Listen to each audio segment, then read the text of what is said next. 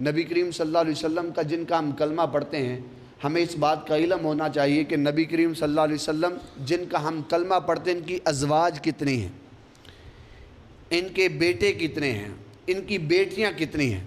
نبی کریم صلی اللہ علیہ وسلم کی 11 ازواج تھیں، اور آپ کی ساری اولاد سوائے ایک بیٹے کے ساری کی ساری اولاد آپ کی پہلی بیگم حضرت خدیجہ الکبریٰ رضی اللہ تعالیٰ عنہا سے تھی۔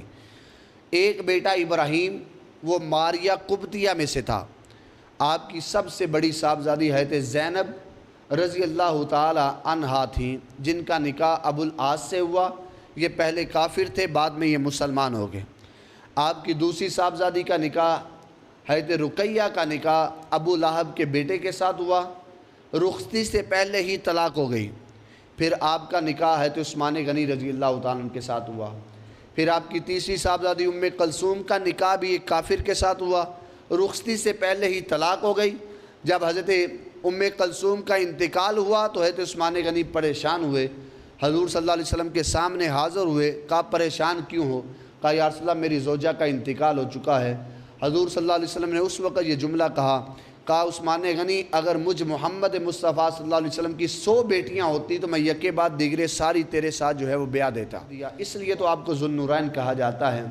پھر آپ کی چوتھی صاحبزادی حضرت فاطمہ الزہرا رضی اللہ تعالیٰ عنہا، آپ کا نکاح حضرت علی کرم اللہ وجہ الکریم کے ساتھ ہوا۔ اور بعض طبقے والے لوگ صرف آپ کی ایک بیٹی کو مانتے ہیں، وہ کہتے ہیں صرف آپ کی ایک ہی بیٹی تھی، وہ حضرت فاطمہ الزہرا رضی اللہ تعالیٰ عنہ تھی، اس کے علاوہ آپ کی کوئی دوسری بیٹی نہیں تھی۔ لیکن نبی کریم صلی اللہ علیہ وسلم کی 4 صاحبزادیاں تھیں، اور اس کو قرآن نے بڑے اپنے احسن انداز کے ساتھ بیان کیا۔ میں قرآن سے ثابت کر دیتا ہوں کہ آپ کی 4 صاحبزادیاں کیسے ہیں۔ قرآن کہتا ہے یا ایھا النبی کل ازواجک و بناتک و نساء المؤمنین، اے نبی تم اپنی ازواج کو، اپنی بیٹیوں کو اور سارے مومنین کی بیٹیوں کو کہو کہ اپنے چہرے پہ پردہ رکھا کریں۔ اور یہاں پر ازواجی کا یہ جمع کا صیغہ ہے، اس کا مطلب ہے جمع، عربی میں جمع 2 کے بعد شروع ہوتی ہے، یعنی 3 ہوں تو عربی میں جمع ہے، باقی اگر 2 ہیں تو عربی میں اسے تثنیہ کہا جاتا ہے، یعنی جمع کا صیغہ عربی میں 3 سے شروع ہوتا ہے۔ یعنی اس کا مطلب یہ ہے کہ آپ کی ازواج بھی 3 سے زیادہ تھی جو کہ 11 ہیں۔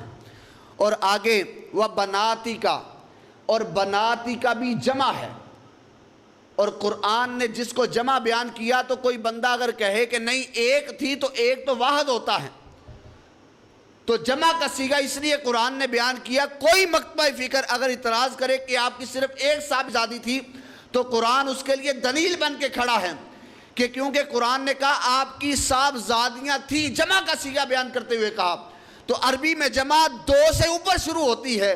اگر آپ کی کم سے کم بیٹیاں بھی ہوں گی تو 3 ہوں گی، اس سے کم نہیں ہو سکتی، کیونکہ قرآن نے جمع کا صیغہ بیان کیا ہے۔ اس لیے جب جمع کا صیغہ عربی میں بیان کیا جاتا ہے تو جمع کا صیغہ 2 کے بعد بولا جاتا ہے، 2 کے لیے تثنیہ کا صیغہ بیان کیا جاتا ہے۔ تو قرآن کہتا ہے لبناتی کا، تو بنات جمع ہے، اس لیے آپ کی صاحبزادی ایک نہیں ہو سکتی کہ یہ قرآن کا فیصلہ ہے۔ آپ کی صاحبزادیاں 4 تھیں جو سارے مورخین نے لکھی ہیں، اور ان کی کتب میں بھی موجود ہیں، لیکن ماننے سے اگر وہ انکار کرتے ہیں تو ان کا اپنا اس میں پتہ نہیں کیا مفاد ہو سکتا ہے۔